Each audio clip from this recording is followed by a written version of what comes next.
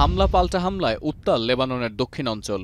এরই মধ্যে সেখানকার ২০টি শহর খালি করার নির্দেশ দিয়েছে নেতানিয়াহু বাহিনী। হামলা হয়েছে বৈরুত বিমানবন্দরের নিকটবর্তী অঞ্চলেও। বন্ধ আছে লেবানন থেকে সিরিয়া যাওয়ার প্রধান সড়কটি। বিমান চলাচলে নিষেধাজ্ঞা থাকায় চরম সংকটে লেবাননে আটকে পড়া কয়েক হাজার প্রবাসী। মানবেতর জীবনযাপন করছেন দেশটিতে অবস্থানরত বাংলাদেশিরাও।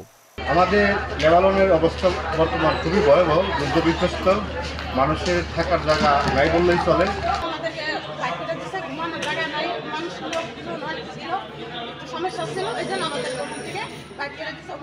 স্থানীয় বেশ কিছু প্রবাসী সংগঠনের সহায়তায় কিছু সংখ্যক বাংলাদেশিকে আশ্রয়কেন্দ্রে সরিয়ে নেওয়া হলেও জায়গা সংকুলান হচ্ছে না।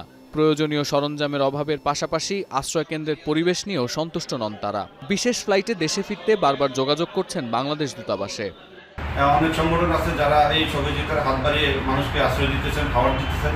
আমি তাদের সাথে সাথে বিত্তবান যারা আছে, বিভিন্ন ব্যবসায়ী যারা আছে, তাদেরকে এই সহযোগিতার হাত বাড়িয়ে দেওয়ার জন্য আমি বিনীত আবেদন করতেছি। আমাদের যে পরিমাণ সহায়তা দরকার ওই পরিমাণ আমরা এখনো সাপোর্ট পাচ্ছি না, আমাদের আরো সাপোর্টের দরকার। বিশেষ করে সিরিয়া যাওয়ার প্রধান সড়কে বোমা হামলা এবং বৈরুত বিমানবন্দর লক্ষ্য করে ইসরায়েলি হামলার পর এটি স্পষ্ট যে লেবাননের সঙ্গে বাইরের দেশগুলোর যোগাযোগ বন্ধ করতে মরিয়া নেতানিয়াহু প্রশাসন। এতে করে দেশটিতে আটকে পড়া প্রবাসীদের দুশ্চিন্তা আরও বাড়ছে। তবে এরই মধ্যে নাগরিকদের দেশে ফিরিয়ে এনেছে কলম্বিয়া ও স্পেন। একই পথে হাঁটছে যুক্তরাষ্ট্র, যুক্তরাজ্য, কানাডা ও রাশিয়ার মতো দেশ। এমন পরিস্থিতিতে বিশেষ বিমানে দেশে ফেরার অপেক্ষা করছেন বাংলাদেশি প্রবাসীরা। তাদের প্রত্যাশা, রেমিটেন্স যোদ্ধাদের নিরাপত্তার বিষয়টি বিবেচনায় নিয়ে তাদের দেশে ফিরিয়ে আনার উদ্যোগ নেবে বাংলাদেশ সরকার।